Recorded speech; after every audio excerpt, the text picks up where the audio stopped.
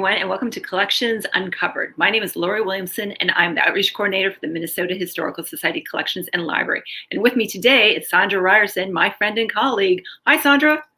Hello, it's good to see you again. It's been too long. Been too long indeed, but you've been doing great work otherwise, and I'm glad you're back. So I was thinking about what you could share with us today, and I was thinking since it's January and we've had a really kind of up and down winter so far, let's talk about outerwear, specifically coats. What can you show us from the collection in this vein? All right, so this is from Albrechts. So when you mention outerwear, the first thing I think of is Albrechts. This was a fur company that started in St. Paul in 1855, but the family brought it over from Germany, where they'd been in the same business since the 1700s. So a really lengthy career there. And this particular piece is a buffalo fur coat with beaver cuffs and collar. I can't imagine how much it must weigh.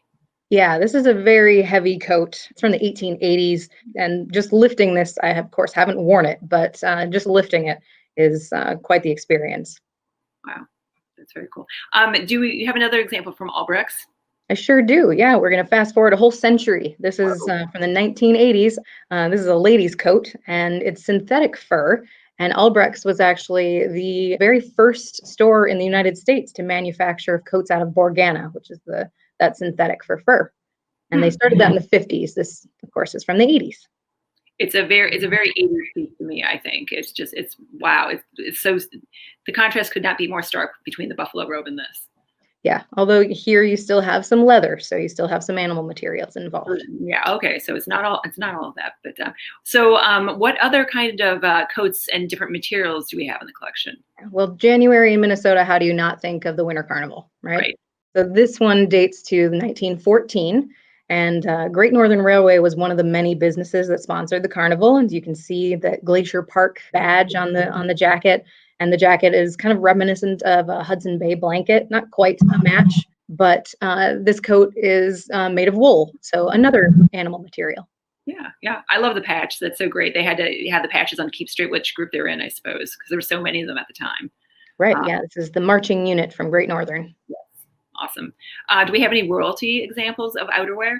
Oh, of course. There are many, many, but today we're just going to look at one Queen of the Snows. So this is the 1938 Aurora, who was represented by Marion O'Hara. Here we have purple velvet, and this too is heavy, not quite as heavy as the buffalo robe, but a pretty significant piece.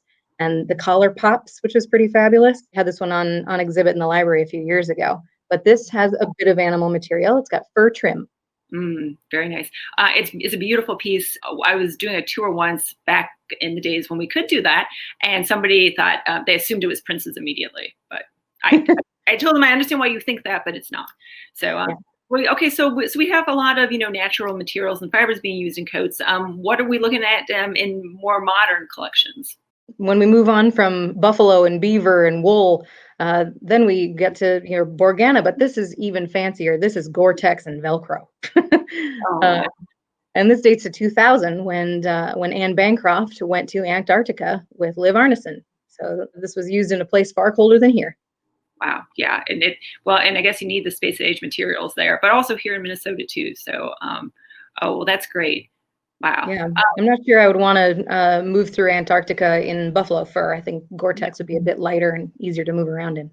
Yeah, I think I'm just going to stay home on that trip. But anyway, this has been great. If people are interested on searching collections online, it's available on our our homepage, and you can just put in coats, winter coats, whatever you want, and you'll see all sorts of different materials. It'll be fun. So when you're cold and don't want to leave the house or can't leave the house, take a look at that. Thanks, Sandra, for spending this time with me. I really appreciate it, and I learned a lot. So anyway, thanks everyone for joining us.